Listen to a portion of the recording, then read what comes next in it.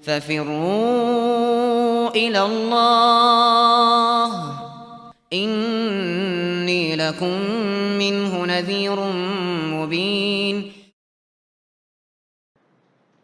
Tentang bagaimana tips dalam mempelajari bahasa Arab. Kitab apa yang bagus, bagaimana tahapan-tahapan kitab yang dipelajari. Ya di Indonesia ini alhamdulillah banyak cara ya dalam seorang itu bisa belajar baca kitab. Yang paling awal itu dia belajar dulu bahasa Arab, dia bisa baca kitab dulu. Itu perlu guru saja yang bisa memahamkan bahasa Arab dengan metode yang ringkas, mudah. Jelas ya? Metode ringkas dan mudah. Bahasa Arab itu tidak susah. Cuman diterangkan saja petanya itu kayak bagaimana. Ya ada namanya ilmu nahwu, ada namanya ilmu apa? Ilmu sharaf. Ilmu nahwu itu dia membahas tentang akhir kalimat. Dia di dhamma kah, di fathah kah, di kasrah kah, atau di sukun. Ya. Bagaimana membedakan isim, fi'il dan apa? Huruf. Itu pembahasannya ilmu nahwu. Ya, kalau ilmu sharaf itu bagaimana membahas bangunan kalimatnya. Bangunan kalimatnya ini yang bukan akhirnya dia bahas, tapi bangunan kalimatnya. Nah, itu aja petanya. Sekarang kalau mau dibaca dhamma, dia harus model bagaimana? Dia sebagai fa'il kah? Sebagai naibul fa'il kah?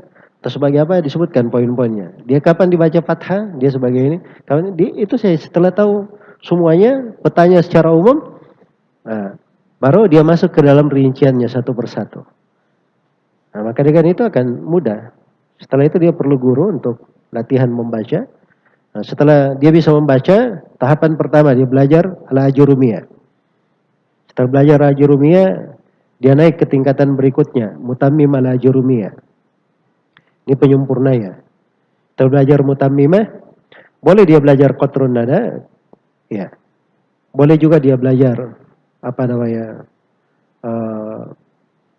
Mulhatul i'rab karya Al-Hariri. Ya. Kalau dia mau meningkat lagi setelahnya, dia baca Alfiyah Ibnu Malik. Ya, kalau sudah sampai kepada Alfiyah Ibnu Malik, itu sudah cukup bagus dalam masalah nahwu dan sharaf. Sisa perlu pendalaman-pendalaman saya. Ya, dan kalau seorang sudah sampai ke situ itu sudah cukup ya.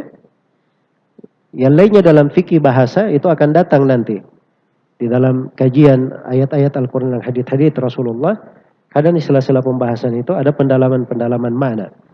Ya, walaupun ada sebagian hal yang perlu dia ketahui di ilmu bahasa yang lain. Karena bahasa Arab itu bukan cuman ilmu sharaf dan ilmu nahwu saja. Ya, bahasa itu ada 12 cabang dari ilmu bahasa. Jelas ya? Jadi hal-hal yang paling utama bagaimana dia bisa membaca kitab. Setelah itu, dan insyaallah taala dia mengambil dari ilmu apa namanya balaghah, ya, agar supaya dia bisa lebih bagus mendalami makna-makna. Terus dia pelajari dari ma'ani huruf-huruf dan kalimat-kalimat. Kalau dia baca dari Mughnil Labib itu sudah cukup. Semoga Allah memberi taufik kepada semuanya. Wallahu taala alam.